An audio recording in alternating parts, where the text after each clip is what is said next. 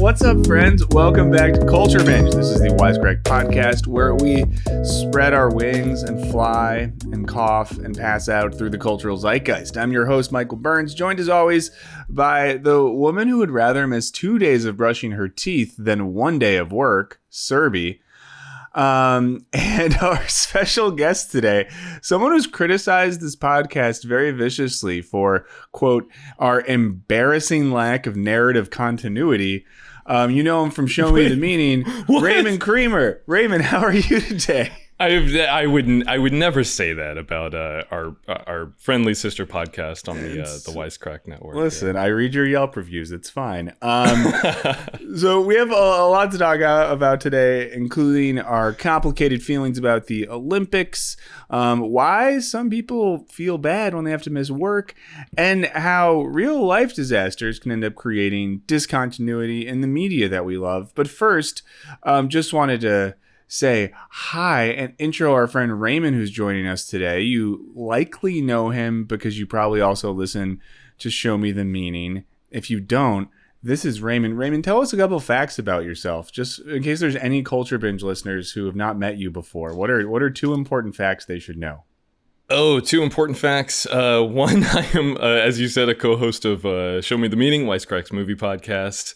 And two, I'm no Alec. Let's be honest. I don't have that smooth, gravelly voice that we all know and love, and certainly by now we all miss. I'm a regular listener of Culture Binge, and the last few weeks without him, no shade to the other guest hosts, and certainly no shade on myself. I'm going to do the best that I can, but yeah, I'm a big fan of the show. I'm very, very happy to be here, and thank you guys so much for inviting me on. We're so happy you're here. I like seeing you on Show Me the Meaning. Show Me the Meaning. Yeah. Oh, thanks. Well, so let's not give them too much free promo because they don't acknowledge that we exist. So okay. Why don't you do that? Just kidding. It's got to start somewhere. Y'all don't acknowledge we exist. We've had you on the show multiple times, Michael, all right? You have. That's a good point. Well, let's get into it. Let's talk something that is a segment I joked about killing last episode 3 weeks ago, and the response was very much, don't you dare. And that's slaps and chaps. So, Serby, let's start with you. What is slapping and chapping in your charmed existence this week? So what slaps is, it's hard to think about what slaps at this point. I was going to say, a show I watched, but for some reason I just can't remember what the name of it is. What chaps is that I had altitude sickness over the weekend, but now I'm thinking that maybe it's not altitude sickness. After a conversation here with our lovely Burns, I think maybe it is the C word. And I went to a family wedding this weekend. Despite strong objections, I was forced to attend. And I believe that I may have contracted the COVID. So. Oh, I was worried it was cancer.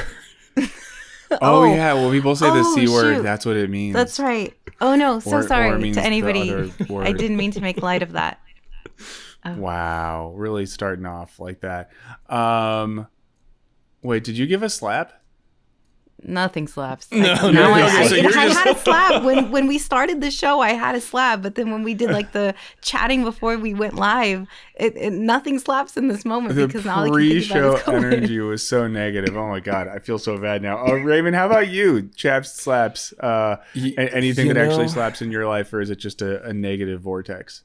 Well, it's one of those things where we could all be like, "Hey, COVID, you're on notice. You chap this week." But I think y'all had a pretty good run of doing slaps only podcasts a while back, just to put some positivity out there. So I'll do a couple slaps, no chaps. One is a local slap. If you live in Los Angeles, there's a phenomenal taco stand that's called Angel's Tijuana Tacos. So good. You've been there? So good. I love that place. Okay, so I had passed their taco stand near me. There's a few spread out across Los Angeles. And the line is quite literally, no exaggeration, around the block every single time I pass this place. And I kept making a mental note. I got to check them out. Finally, I do. And It's the best burrito I've ever had. What'd Best you burrito get? I've ever had. I Describe had your an order. al pastor, chunks of pineapple, beans and rice, a few salsas on there to give it a little bit of heat. And as longtime listeners know, I'm a big time burrito boy, and this was absolutely the best one that I have ever had. I've gone there like 3 or 4 times since. I think I've had it once a week since then. And it's the difference between like, you know, oh yeah, I could go for a burrito. No, I could go for an Angel's Tijuana Tacos al pastor burrito. I crave this fucking thing. It's so what good. I need you to do now is go to Tacos El Russo and compare it to their burrito, which is they call them soboqueros there. And just do that comparison and then come back. Yeah, that's awesome. Was there another slap you said you had as well? Yeah. If you aren't local to Los Angeles, I wanted to throw something out for the That's unwashed fair. masses who don't live in our beautiful Wow. city. No, there's a wonderful series that just concluded on SB Nation called Chosen, which is about the history of the Cleveland Cavaliers, culminating in their championship victory with LeBron James. I'm not a big sports fan, but SB Nation does videos constantly that are just like deep dives on sports statistics and just really weird stories.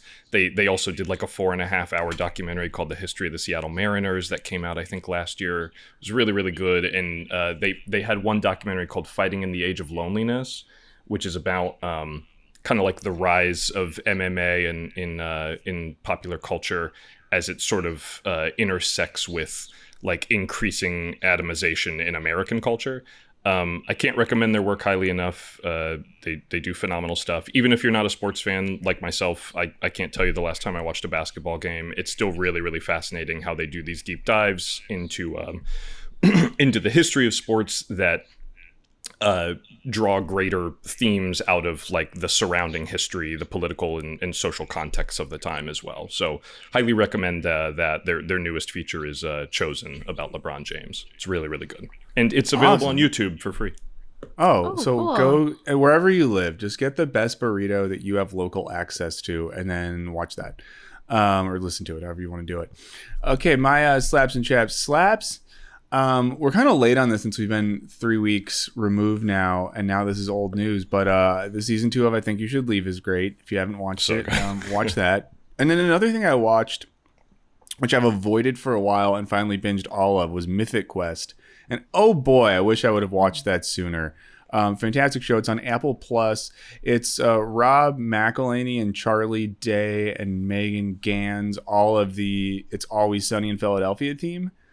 Created the show, and it's about a team that runs a games company that makes one of the most popular role-playing games in their fictional universe.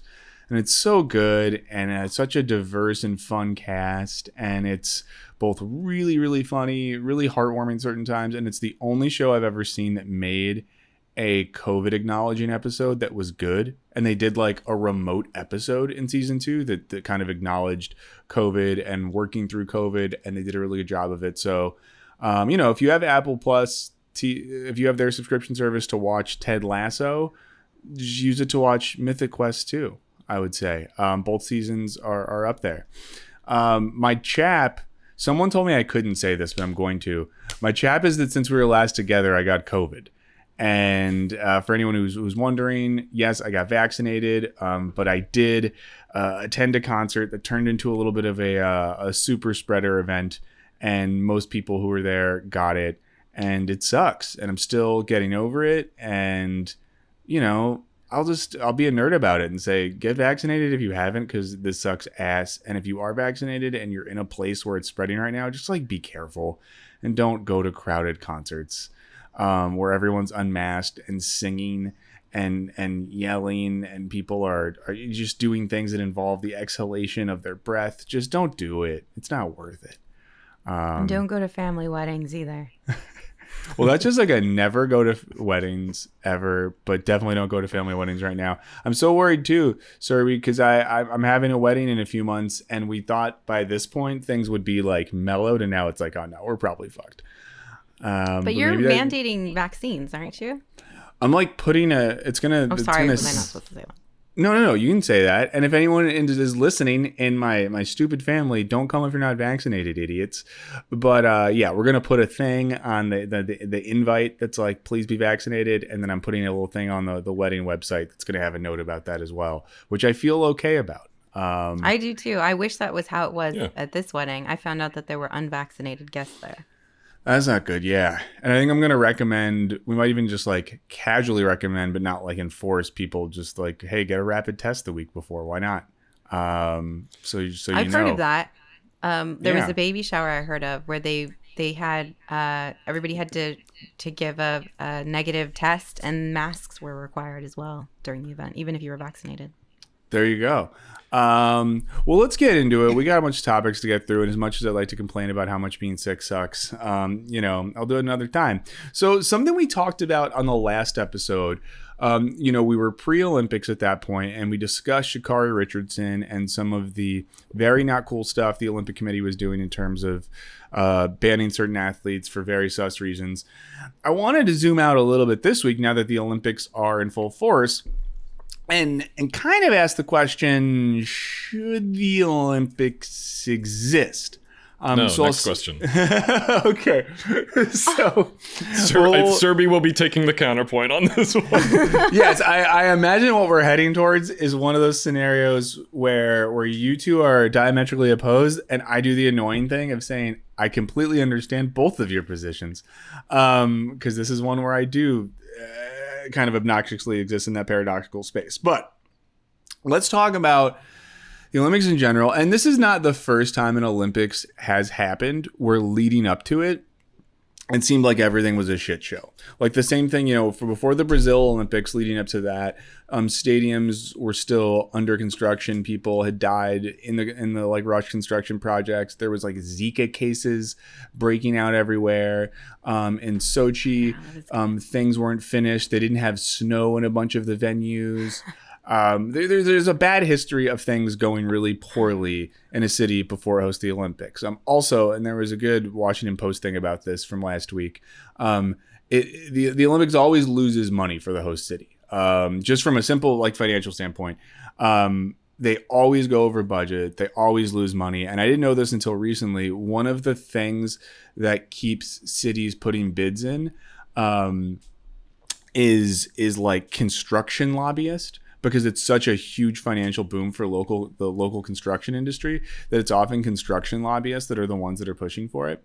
But in this particular Olympics in Tokyo, Japan, which has been pushed back a full year already, a lot of extra bad things are happening. So in the weeks leading up to it, Japan went into a full state of emergency because of the COVID-19. Super low vaccination rates in Japan. When the game started, it was in like the single digits. We've already talked about a lot of the really unfair disqualifications leading up to it. But one thing that's happened is some really good athletes are unable to be there because of contracting COVID. So like American tennis player Coco Gauff is one of those people. Another thing that's gone down this week is that the heat and humidity have been horrific. And the Olympic Committee in Tokyo lied when they were pitching it, and there's a document you can read where they talk about how great the weather is this time of year in Tokyo, but it never is, and athletes are getting sick and passing out already because of how hot and humid it's been. We've seen a lot of things involving athletes' mental health. Most recently, it was a pretty huge story yesterday that Simone Biles had to first drop out of the U.S. women's gymnastics team competition, is now dropped out of all individual events as well. And this is the person who's sort of the face of the U.S. Olympic team at large. Someone, who's in all the ads, was in all the promos. The expectations have been huge. And I would say very shocking performance yesterday after that happened by Michael Phelps as a commentator on the Olympics, former swimming best swimmer ever guy. Gave some really articulate thoughts on the intensity of the mental health toll faced by these athletes, which I thought was really cool, and I'm glad to see that getting talked about on TV. But then to zoom out a little more, when the Olympics happen, this has happened in Tokyo, it happens everywhere. People end up losing their homes. There was one story in Japan where a couple of women have had their homes moved now during 2 different Olympics. I think it was like the 64 Tokyo Olympics and now the 2021. Because of eminent domain and construction, the city basically like moved their house. Also, in bigger cities with big unhoused populations, those people get very screwed over when the Olympics come to town. So there's a lot of bad things that accompany the Olympics. I know Los Angeles is supposed to host in 2028, and there's already the LA Nolympics campaign. I think that's what it's called. Yeah. Where a bunch of organizers and writers and activists are fighting against the city hosting it. So it's a weird thing, right? Because I'm someone who likes sports. I like watching anything that's competitive, but I can't not acknowledge the reality of all of these things. Now, obviously one of the solutions is like, don't have the Olympics anymore. Another one that's been posed a lot, which I think is a really good solution, is just to have consistent host cities. So rather than like rebuilding new cities every 4 years, there's one city that always has the Summer Olympics, one that always has the Winter Olympics, or maybe, one city that does both. So all that is bad. I'll say 2 things that I thought have been, and then I want to hear what you guys think about this. 2 things that I thought have been very cool about the Olympics this time are skateboarding and surfing are in it, which is super cool. And if you would have asked 12-year-old me if skateboarding and surfing ever would have been in the Olympics, he would have said, no way, bro. But it's been very cool to watch that, especially cool. Like in women's skateboarding street, 2 of the 3 medalists were 13 years old. So that's very rad to watch. Incredibly talented young women win medals at 13, because I could barely win a B+ in like math class at 13. Is 13? I didn't know how young can you be in the. I thought there was like an age. I think there's no age cutoff or anything. I thought that it was 15. But I thought there had been a bunch of gymnasts who had been disqualified because they were too young for competition in previous games. I may be misremembering that, but no, that's true. No, I maybe it depends it's different on for like different the events, event, yeah. And maybe it's by sport too.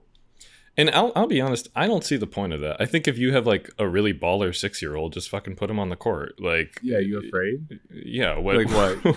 You're gonna disqualify them because they might beat you? That's coward. more impressive to me. Yeah.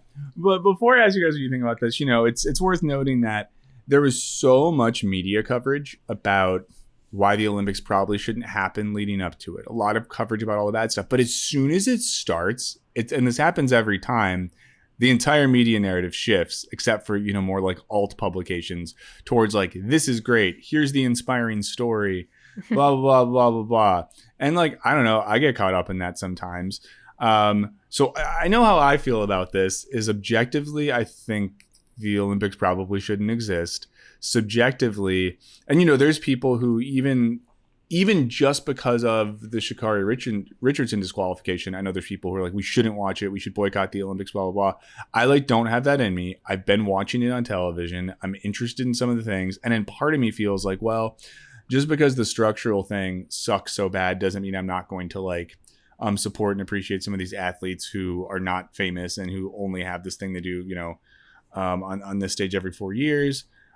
But it's still hard to exist in that tension. So what do you guys think about the Olympics? Like, should they exist? Can we watch them with a clean conscience? Are we bad for enjoying them? Raymond, you're our guest. We'll let you get started before Serbia eviscerates you. I don't have the strongest feelings about this as like an emotional or competitive experience. I haven't been watching the Olympics. The only time that any of these stories break through to me is like the Simone Biles thing that happened recently, the Sha'Carri Richardson thing. When stuff like that comes out where it is legitimately a pretty big story because it calls into question like the validity of the Olympics as an institution. I'm not necessarily opposed to the Olympics existing. I think they could be way less corrupt about it and also way more chill about it, maybe if they would just kind of live and let live. But that's, you guys discussed this on the last episode of the podcast, that the Olympics are not the only overly punitive institution with regards to like drug use or whatever. So I think a lot of that stuff is endemic to the culture, but there's still an aspect of it for me where if you told me tomorrow, oh, they're never doing the Olympics again, I'd just kind of shrug my shoulders. I wouldn't be dancing on its grave or anything, if that helps soften the blow for you, Serby. I think if people really enjoy this and it inspires them to take up a new sport in their own life, or just to have role models to look up to, I totally understand that.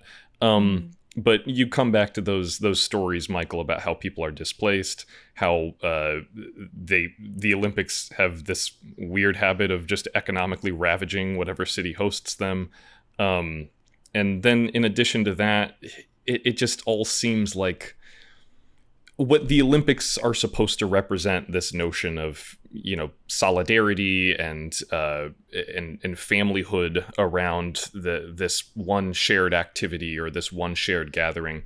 I think a lot of that just comes off as disingenuous when you look at I don't know, how the sausage gets made, for lack of a better phrase. So yeah, I mean, if you dig the Olympics, whatever, I get it. But I also just feel like, God, do we have to have like FIFA levels of corruption going into this thing? And I remember reading something a while back that I think Beijing is the only city to have not to have been able to like actually benefit from having the Olympics, because they made all of their stadiums and stuff much more utilitarian, and they actually put in the design these plans to like turn them into municipal spaces and things like that once the Olympics were over. And in reading in that same article about how so many other cities, they now just have these like dead, vacant, decaying monuments to this one thing that happened like 8 years ago or 12 years ago or whatever. And I don't know. When I think about all of that, it just makes me feel like, God, there's got to be a better way to do this. Like when they do the World Cup, they obviously, I just mentioned how corrupt FIFA is, but at least they do try to make an effort to like, oh, we're going to host this game in this stadium that already exists for this major league club or whatever. But I don't know. I just think there's got to be a better way to do these things that can still give Olympics fans what they want. And give Olympics critics some kind of a fig leaf, that they're cleaning up their act a little bit. But I don't know. What do you think, Serby?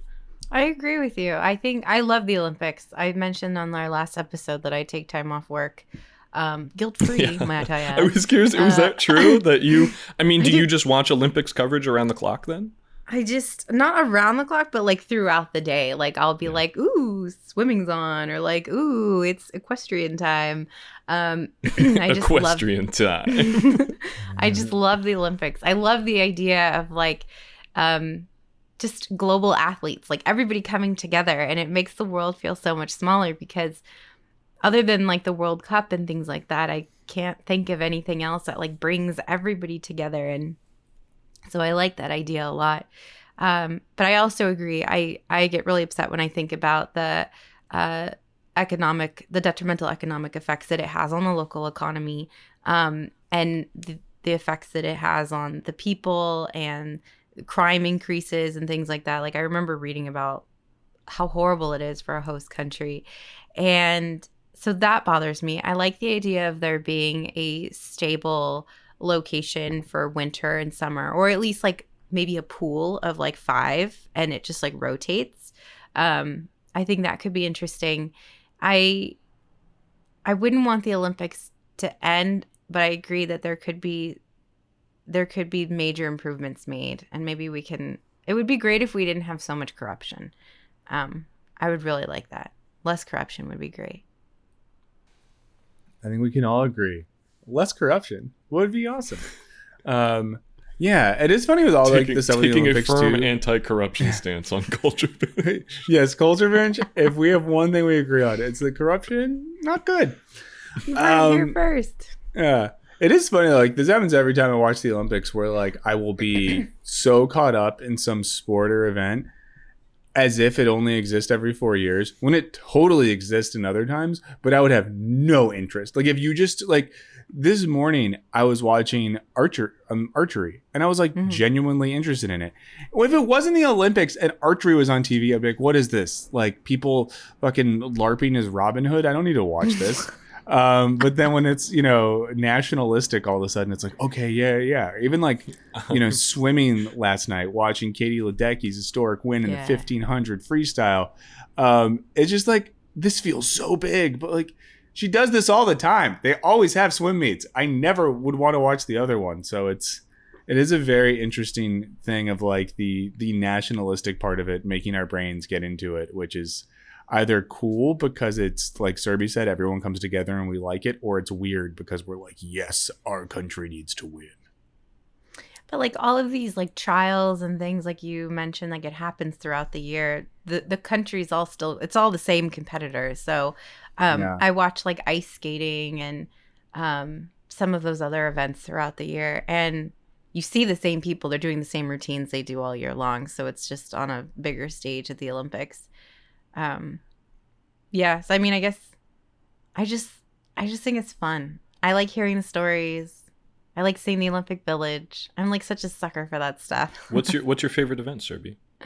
Oh, okay. So for Winter Olympics, I really waiting for someone to ask. I was just hoping. I was going to send a message on Telegram. Please ask me. So for Winter Olympics, I like skating. So all skating events, short track, speed skating, ice dancing. I also really love biathlon, cross country skiing. I like moguls, and for Summer Olympics, I like the equestrian. I like gymnastics. Swimming is nice too, but I'm not into it as much this year. I'm not as big of a Summer Olympics fan, so I just sort of like watch to see what's going on. Did you know that one of the American equestrian athletes is Bruce Springsteen's daughter? Really? Oh, really? Jessica Springsteen. And I was like, oh, it's funny. That's like her name. But it's like, no, it's like legit Bruce Springsteen's daughter is an Olympic equestrian person. Although my thing with that is like, give the horses medals. That's not real. I don't know. I think it's nice to see the Springsteens get a win, but... yeah. I worry about that family. I just like looking at horses. No, that is cool. I just wish the horses got the medals, or there was some like determinate reward for the horse, where I think it makes the horse's life bad, because I read there was some article about all the horses that they have to fly around the world, and horses can't like flying. They can't find that fun. They're getting altitude sickness, going to horse weddings. They have a tough go of it. Oh, don't get me started on horse weddings. The worst. Okay, so we fixed the Olympics. We figured out how everyone should feel about them. No, but of course, let us know what you think about the Olympics. We'll see how they turn out. We'll definitely in a couple weeks we can check in again on the end of the Olympics and how everything went. But in the meantime, Serby, very curious to hear your thoughts on this. You are going to talk with us this week about how some people, and not me, my friends, not me, feel guilty for taking time off work. I mean, this one hits me because I just had to take all last week off of work because of this COVID, and I'm still kind of at half speed. So I've been thinking about this. So talk to us about people taking time off work. Yeah. So I've been thinking about this a lot because I haven't been taking a ton of time off work, but I did take some time off this last week to attend this family wedding. And I didn't feel guilty, but I felt pressured a bit. So my team is super understaffed right now. So if I'm not there, then there's no one to do the work. And I also have a new manager. And about a year ago, so prior to a year ago, I felt a lot of pressure to continue to work even when I was off. I would check in. I would look at my messages. I would have to attend calls because my manager at the time would ask me to. And I only stopped doing it about a year ago when I had a new manager, and she set an expectation that I was to completely disconnect from work. And it also helped seeing my European counterparts absolutely disconnect from work. They most of them take off all of August, and they're just not around. Like, you could ping them, but like nobody's answering. They put like really funny out of office autoresponders on their email where they'll be like, I am not coming back until September 1st. So that was really nice to see like a difference in expectations when it comes to paid time off. And I'm curious, I was curious how other people felt about it. So I talked to a few friends about how they feel. And my American friends, they said, yes, I feel guilty, or I feel stressed, I feel pressured. I've been asked to attend calls just like I had.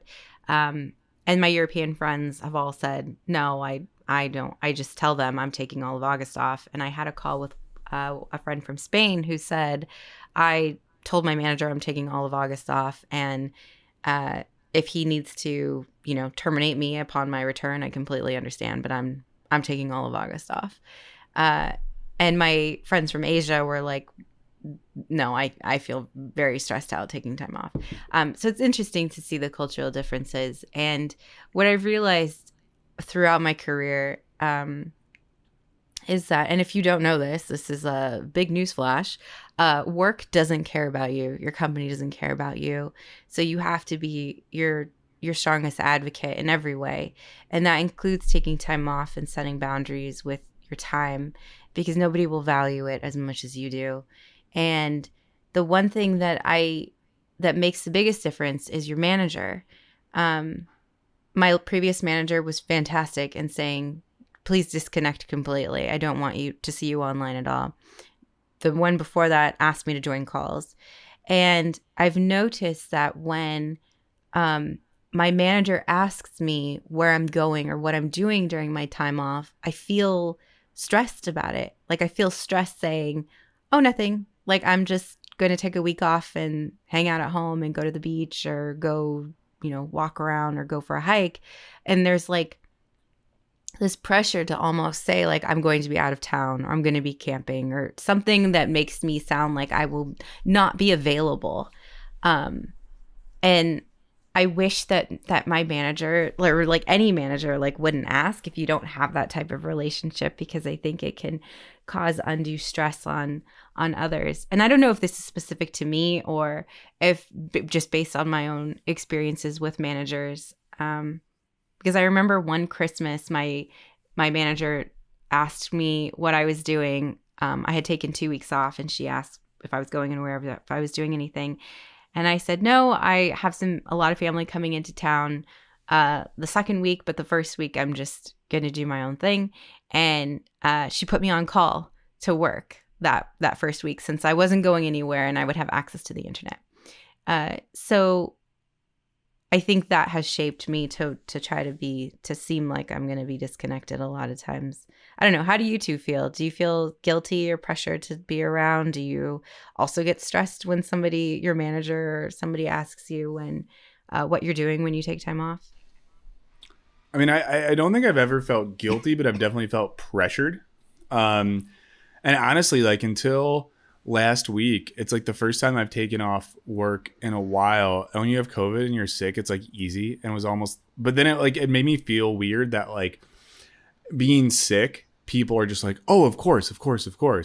But there's been other times where I've tried to take time off, literally. I mean, honestly, like because of like stuff that's borderline mental health stuff, just like needing to take some time off and not be around.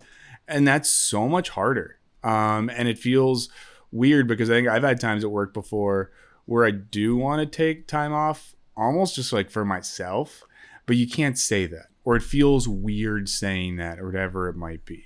And I do think there's the pressure these days, especially in a lot of like, tech oriented or media oriented jobs, that you should just always be around. And I think even like when we're not on vacation, a lot of us look at our messages around the clock or whatever like our work messaging platform is. If you have it on your phone, our brain treats it like you do Twitter or Instagram or whatever. So you catch yourself looking at it. But I think this is like an important thing because American work culture I think is toxic as shit. When I worked in the UK, I remember I was shocked when I had like an HR meeting when I started this job, and it was at a university, and I had like 7 weeks of paid leave a year. And they were like very adamant with me that like I had to take it. they were like, sometimes we have people that like don't take all their 7 weeks off. And I was like, what? And they were like, and just so you know, like once you're off, like you need to set an out of office email. You can't be on campus. Like it was weird to have a job where someone was talking to me about how important it was to take my time off, which I then did just glowingly and happily. But it is a thing where I feel sometimes I don't do a good enough job of taking time off unapologetically, not making excuses, not offering to be around via email, not offering to jump on meetings. And, whatever we do for work, it often feels really important. But unless you're like a fucking medical researcher or an emergency room doctor, nothing any of us do is that important. But I still struggle with it. Raymond, how about you? What's your attitude towards this stuff?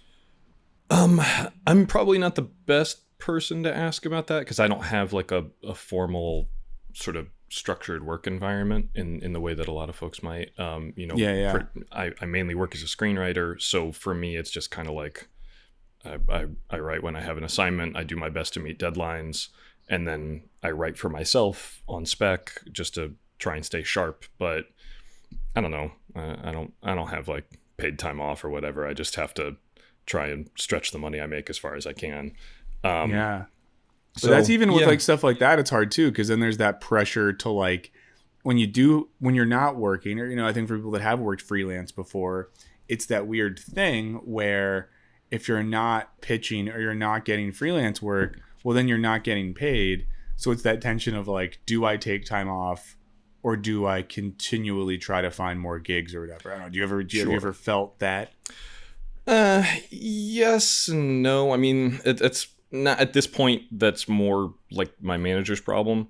But yeah. Well, that sounded ungenerous. He earns his money. He's like, I love him, but I don't know. For the past 10 years, I've also worked as a camera specialist at a warehouse for grip and lighting equipment. But cool. even that is like, I just kind of make my own hours. I just go in and work with the gear, and I clock in when I have some free time and stay as long as I want to, and I clock out when I'm finished.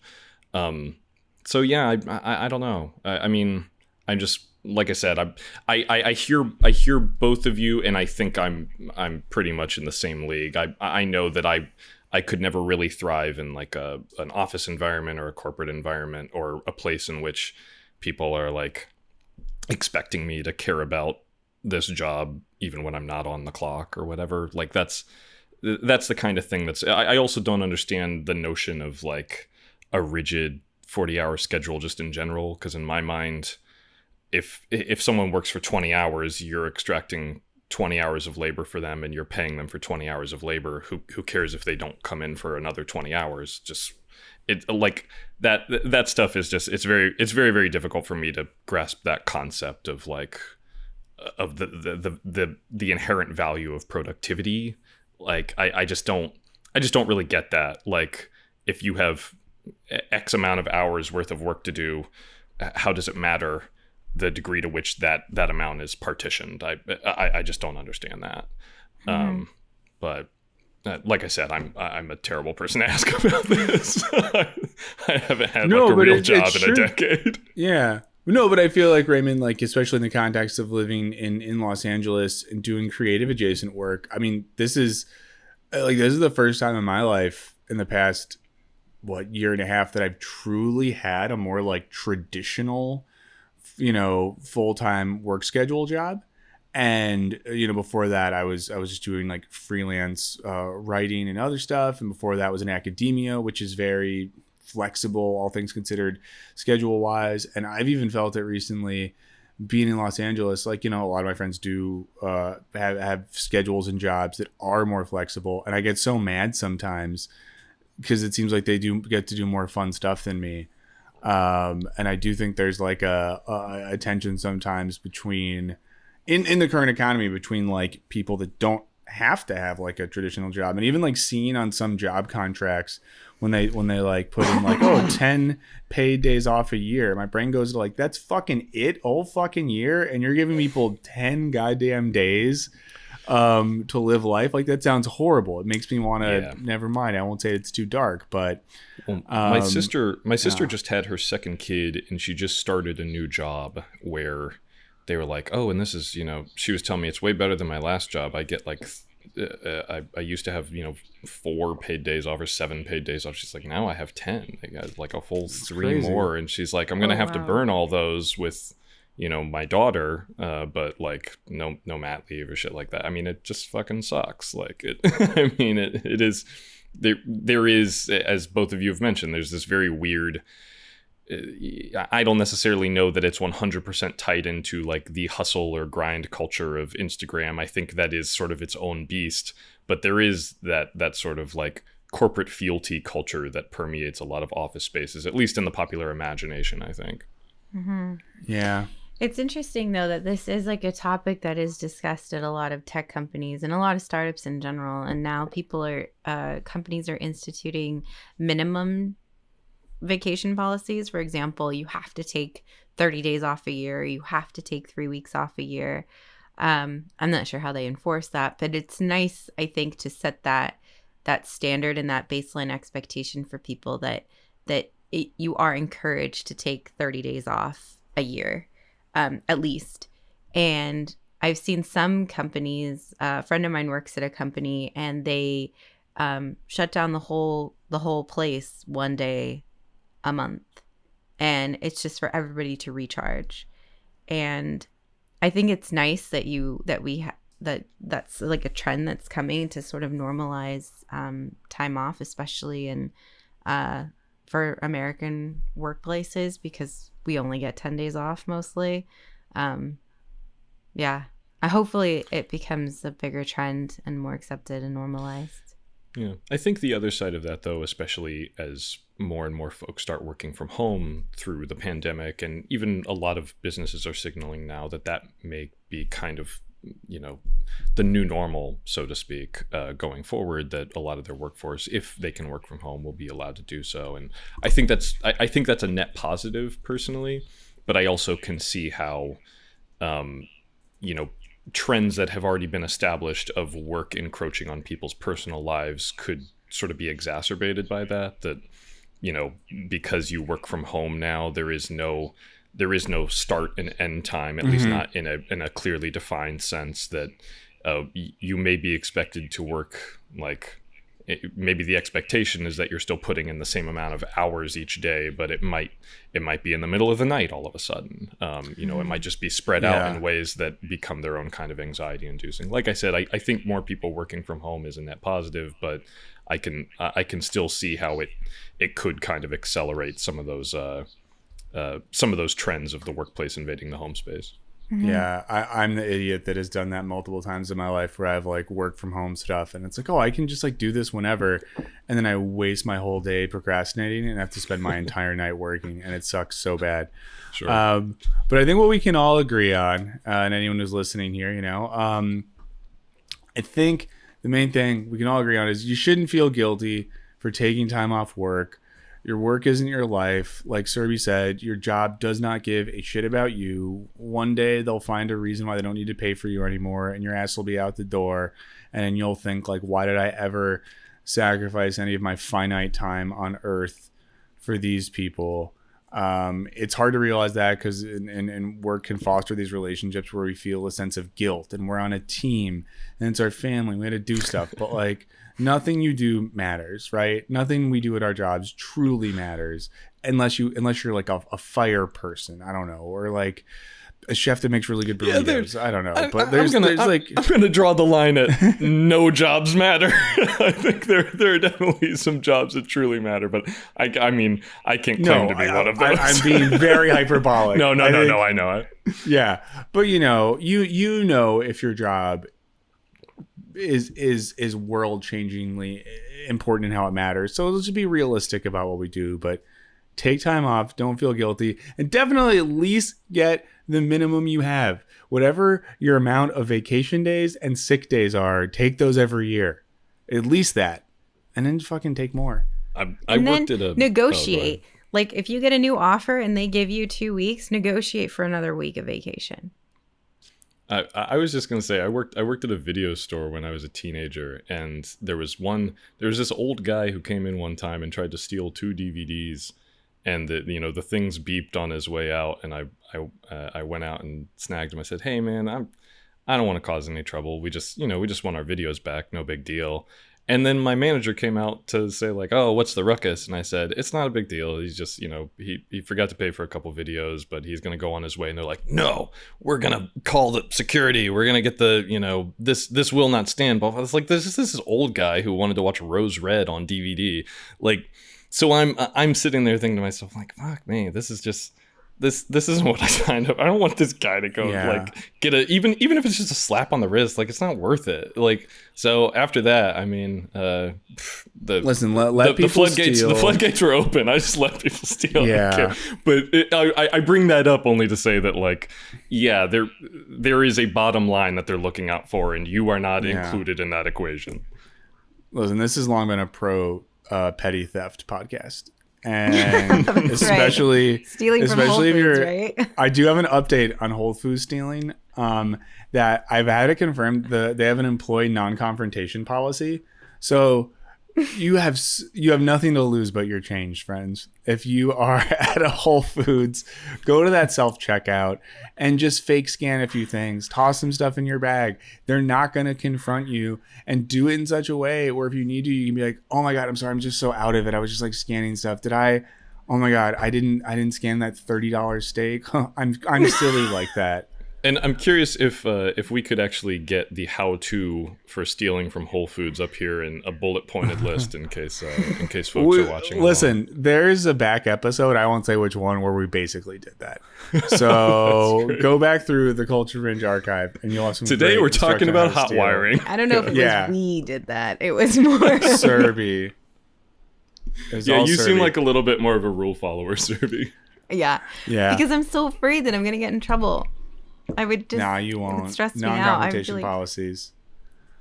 Okay, well, before we go, we got to talk about something else. And we're so excited, as we said before, to have Raymond here. It's always good to have a guest in, to have a new perspective. I know what I'm going to say. Serby knows what she's going to say. I know what Serby's going to say. Serby knows what I'm going to say, but we don't know what Raymond's going to say about anything.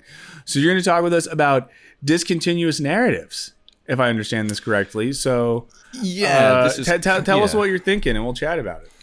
Well, I was recently reading I read a lot of climate change coverage, and there's a climate scientist named I think it was Alex Steffen who has been writing a lot in his newsletter recently. Sorry for calling you Alec, Michael. You mentioned on a previous episode Emily Atkins' wonderful newsletter, Heated. If you're a fan of that newsletter, Alex Steffen also writes a great newsletter. You can check him out on Twitter. But he's been writing about this concept of discontinuity a lot lately, this notion that we don't really know what planet we live on anymore, and it's hard for us to make any kind of assumptions or generalizations about this planet because everything is off the table. It's just we're not sure what planet this is. It's just not the Earth that we were born onto. And I've kind of been thinking about that notion as it applies to my particular areas of interest with regards to film and television media in general. And I've noticed a lot of sort of, I don't want to say like flagrant discontinuity in our narratives now, but it is kind of interesting to see how, I don't know if y'all are aware of this, but back in the West Wing days, that show, which was on air during 9/11 just didn't happen in the universe of the show. And Aaron Sorkin, who I have an eternal axe to grind with, just found new reasons to make all of his characters like really racist and Islamophobic. And I've noticed this in for example, the reboot of Gossip Girl that's on HBO Max now. In the very first episode, they kind of pay some lip service to COVID. As when the kids are getting together, one of them says "Oh, that's what your face looks like behind that mask." And there's another student, or maybe it's one of the teachers, who says something to the effect of, after a year of teaching on Zoom, this will be a breath of fresh air. So whatever it was, there's just a couple of lines that feel extremely squeezed in there that, were not part of the show's original conception, because I'm sure the show has been in development long before COVID-19 was, throwing everyone's plans out of whack. And I just kind of, I kind of seized on that, because while they acknowledge COVID exists or existed within their world, it is like a decidedly post-pandemic universe in which the show takes place. And I just find that kind of grimly fascinating, just that the way I was describing it to Maddie, the Culture Binge producer, before we got on air, was that there has always been this sort of burden of escapism that's put on our fantasy films, whether it be Marvel or Star Wars, what have you, because those exist in decidedly individual universes. But it's just kind of weird to me as people start to produce new content, how it seems as though the sort of decision that people are making collectively is that now dramas, comedies, teen soap operas on HBO Max, all of those things will also have to kind of like shoulder this burden of escapism. And that any movie, regardless of genre at this point, although I'm sure, there have already been a handful of interesting movies made that directly confront the pandemic and the surrounding circumstances thereof. But it is just kind of weird to me to think about, like, and, I don't want to get too heavy, but we're getting to a point where, like, the real world is so grim that even, like, the most human of all of our stories, at least as typified by genre examples, are now having to sort of willfully ignore the sober reality in which they would otherwise take place. And I'm just kind of curious where y'all see this heading. Maybe you're not always thinking about movies and TV or whatever. Maybe that's more of a me thing. But I'm curious if there are things in your lives or that you've experienced that you think are kind of like the typical narrative or circumstances under which you would consume that media, or even, like you said, Serby, going to family events and stuff like that, the notion of having to just kind of like ignore this elephant in the room, and how will culture continue to evolve? Or is the notion at this point that, as you kind of said so eloquently in your last, or one of your last videos on Bo Burnham's Inside, Michael, that are we just kind of like rearranging the deck chairs, and how many people are going to openly acknowledge that?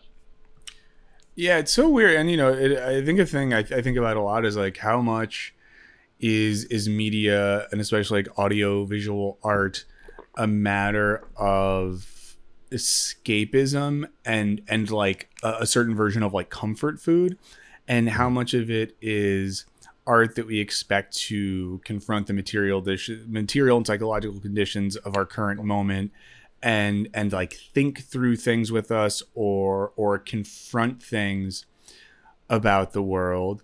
And I know that a lot of my favorite cinema especially does that, like says things about the world or tries to think through things about the actual world.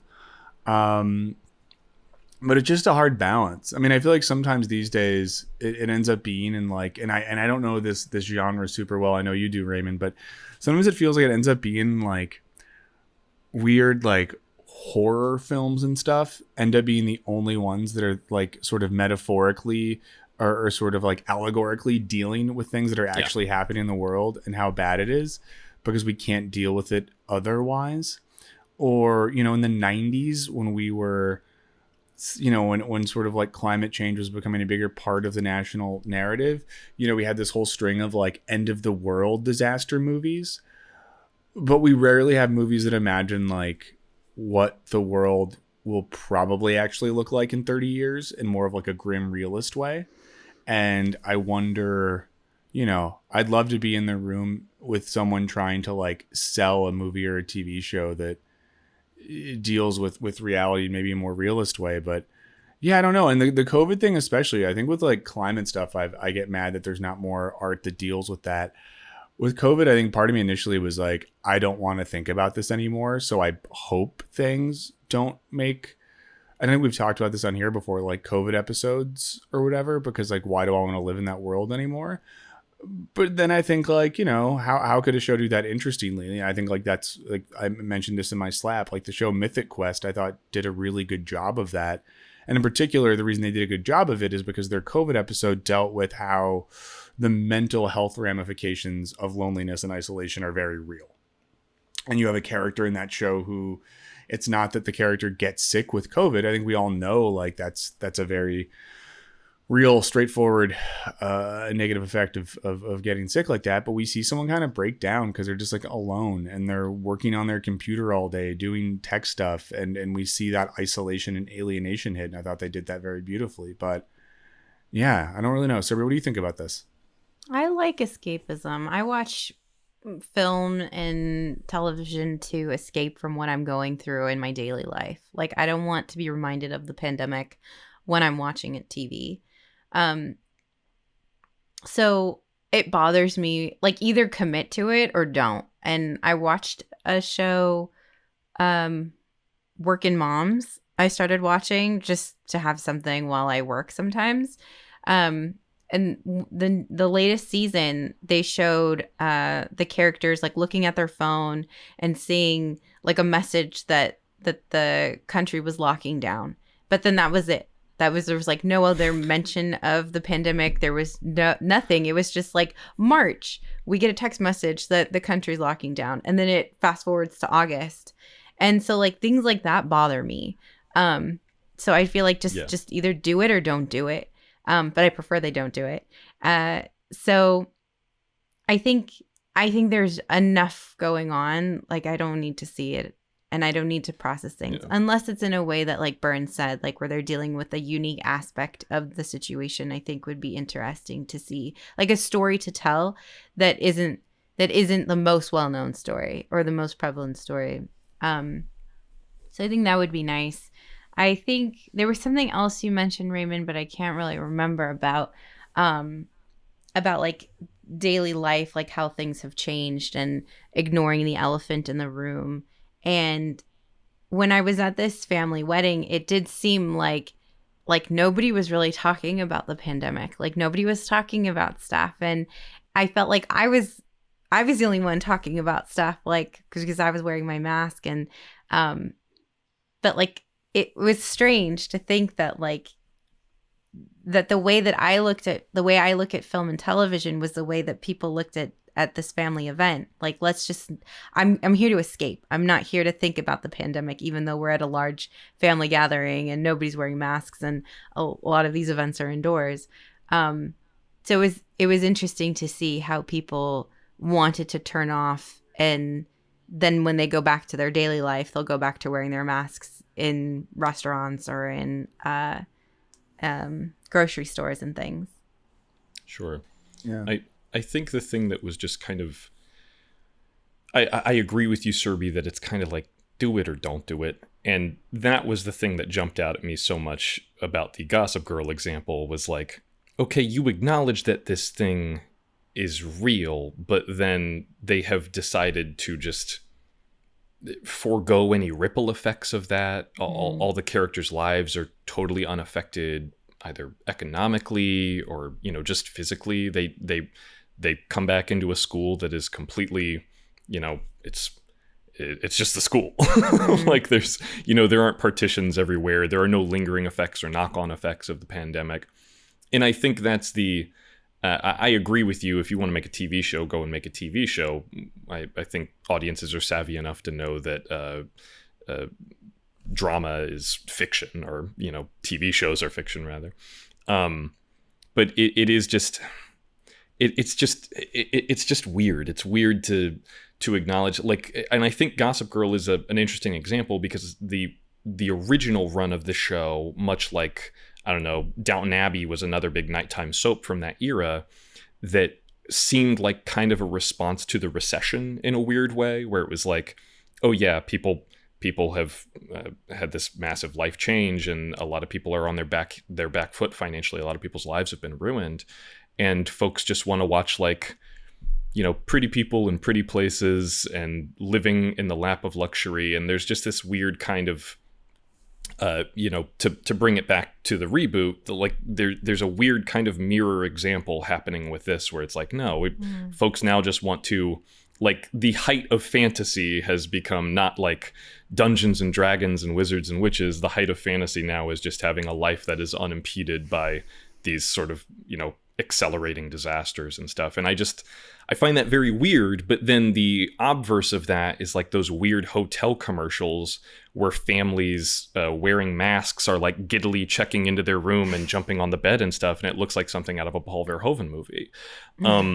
So I don't really know how to circle the square. Michael, what you mentioned before about movies that confront dystopian realities or environments in a realistic way, Children of Men, I think, is the perfect example of like a distressingly realistic depiction of a dystopic world, where everything is just kind of normalized and all like the horrors of everyday life are just kind of like folded into the background noise of that universe in a way that's just kind of like, it sucks. It sucks to read about, to bring it back to the Olympics. It sucks to read about like, oh yeah, COVID cases are ballooning and we're just going to keep on swimming. Like, it's just one of those things where it is kind of shocking the degree to which folks are forced into this notion of like, well, we have no choice but to normalize this and accommodate this and just welcome it as essentially the background noise of our, increasingly deteriorating existence. But on a lighter note, it's good TV, I guess. Like, I don't know. Well, we do gotta wind down. But sorry, but go ahead. You have the last word on this. This was great. Yeah, I was gonna say, as we wind down, I think Serby's original point, something like either do it or don't do it, and I think that's absolutely a helpful way to think about this, and I think something I definitely agree with. Now, of course, our opinions matter, but your opinions matter a lot, maybe even more.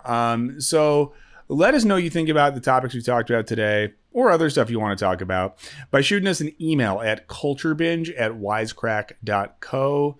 Just no M's. Take the M's out. culturebinge@wisecrack.co. Or you can call us at 213-534-8807. That is 213-534-8807.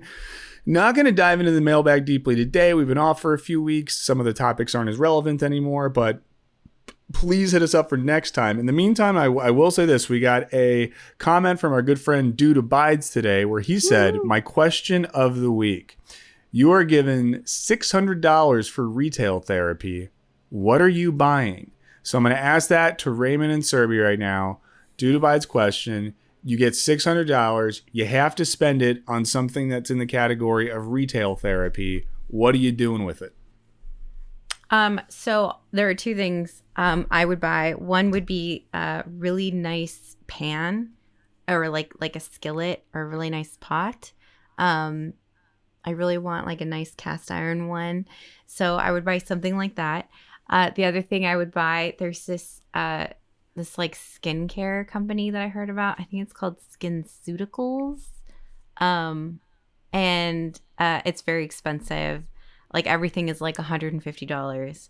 I would buy something like that so that I could look young forever.